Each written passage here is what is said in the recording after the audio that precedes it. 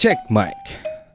Halo semuanya, selamat datang di Sound Smoker, channel favorit mas-mas pangkalan ojek yang kalau nerima orderan suka pilih-pilih ke mbak-mbak yang bahenol. Waduh. Nah sekali penulisnya ada masalah apa sih? Ya udah coy, halo coy, apa kabar? Gimana kalian kabar hari ini? Semoga kalian semua sehat ya, dan semakin semangat buat dengerin suara gue lagi nih coy. Kali ini gue akan menceritakan sebuah alur film yang berjudul Sleeping Beauty atau Bobo Enak. Bukan, Bobo Cantik. Dan film ini rilis tahun 2011 dan dia menceritakan seorang wanita yang gak bisa bayar sekolah, bayar kontrakan, bahkan masih harus beliin obat ke pacarnya yang sakit kanker. Maka dari itu ia pun terpaksa dijadikan budak oleh kakek-kakek agar bisa dieksplor secara bebas cuy. Lalu kapan bobok cantiknya? Oke deh, gak usah lama-lama, kita langsung mulai aja. Penasaran kan ya? Langsung mulai aja intro dan... Oh udah bilang intro deh. Intro.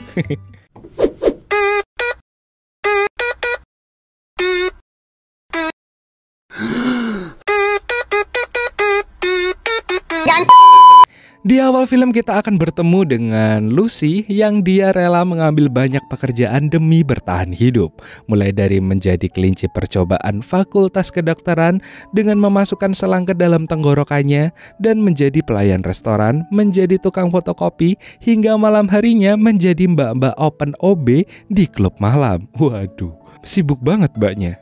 Di sela kesibukannya, ia menyempatkan untuk berkunjung ke rumah pacarnya yang ia panggil Birdman, karena burungnya sangat setia padanya.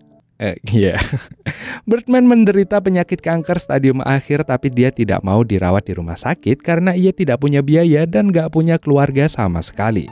Tapi Lucy rajin mendatangi Birdman untuk memberi makan dan obat.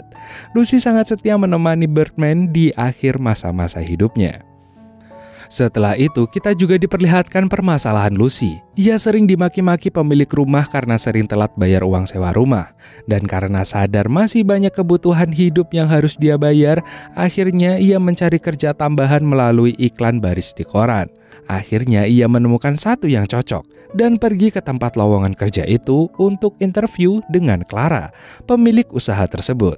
Saat interview, Clara menjelaskan mengenai pekerjaannya, yaitu penyedia jasa layanan VIP.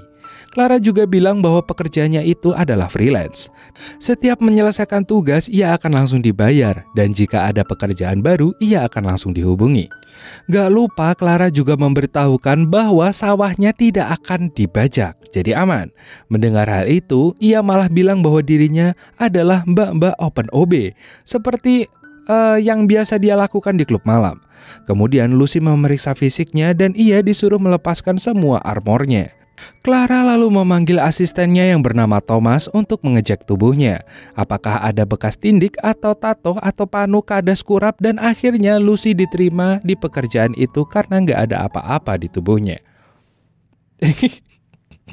Sebelum bekerja, Lucy diberi fasilitas manicure, pedicure, dan hutannya pun juga dibabat habis. Aduh.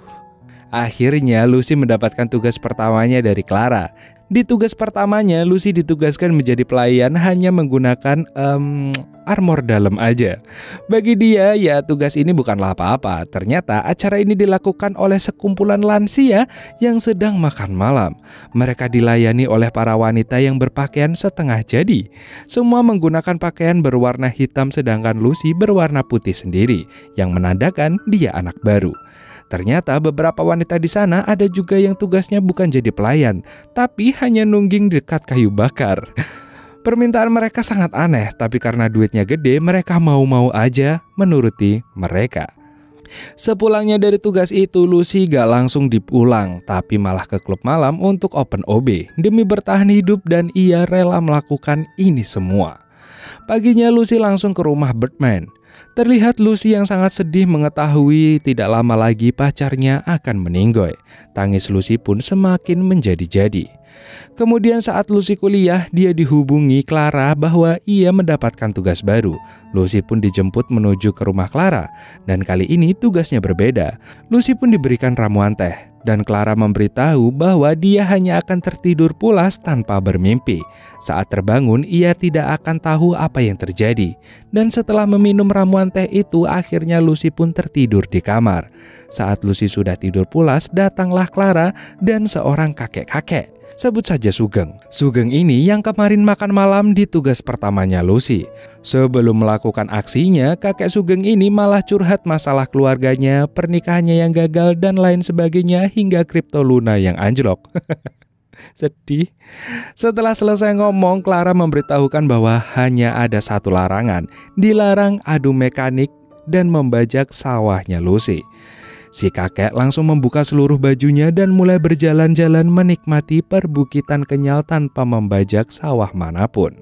Saat terbangun dari tidurnya, ia tidak merasakan apa-apa dan tidak tahu apa yang terjadi. Keesokan harinya Lucy mengalami banyak masalah secara beruntun. Mulai dari pacarnya yang meninggoy, dipecat dari pekerjaan tukang fotokopi, dan diusir dari kontrakannya. Dia lalu menyewa apartemen. Tapi karena sewanya apartemen terlalu mahal, ia pun meminta Clara diberi pekerjaan lagi.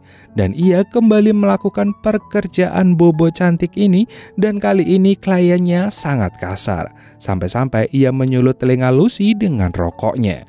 Saat tersadar dan berada di perjalanan, Lucy heran dengan luka di telinganya. Karena penasaran dengan apa yang terjadi selama dia tidur, Lucy membeli kamera mini untuk merekam apa yang terjadi. Dan pagi harinya Lucy dipanggil untuk pekerjaan bobo cantiknya lagi. Sebelum minum ramuan itu, Lucy meminta Clara memberitahunya apa yang terjadi saat dia tidur.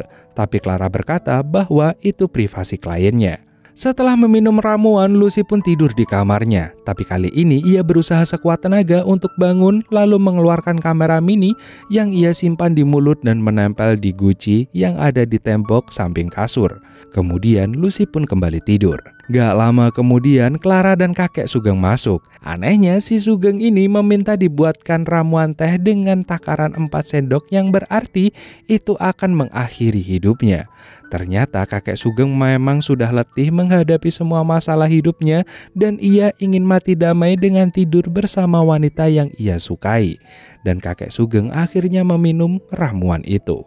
Pagi harinya Clara masuk ke kamar untuk membukakan jendela kamar dan Clara memeriksa keadaan kakek yang ternyata sudah COD dengan malaikat.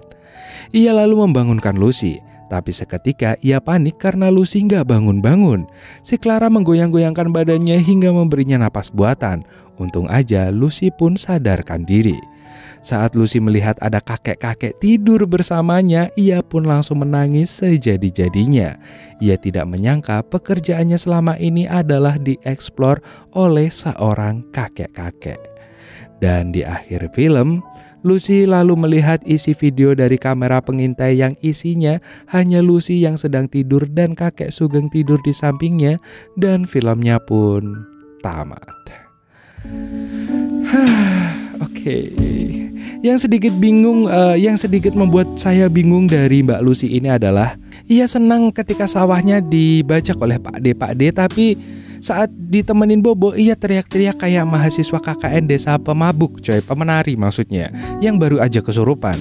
Iya, maksud gue gini, dia sengaja open OB tapi dia waktu sadar dia dieksplor kakek dia menangis, kenapa gitu. Tapi ya nggak tahu sih, mungkin dari filmnya dia ada kemungkinan dia mungkin gitu, nggak tahu gimana gue ngomongnya. Aduh, gue gak bisa deh kayak gini. Oke deh, tapi dari film ini kita bisa belajar satu hal nih coy, bahwa kita bisa mencari uang dari manapun itu. Terima kasih buat kalian yang sedang mencari uang, semangat, jangan menyerah. Terima kasih udah nonton film ini dan akhir Emon Unu dan bye bye. Dadah.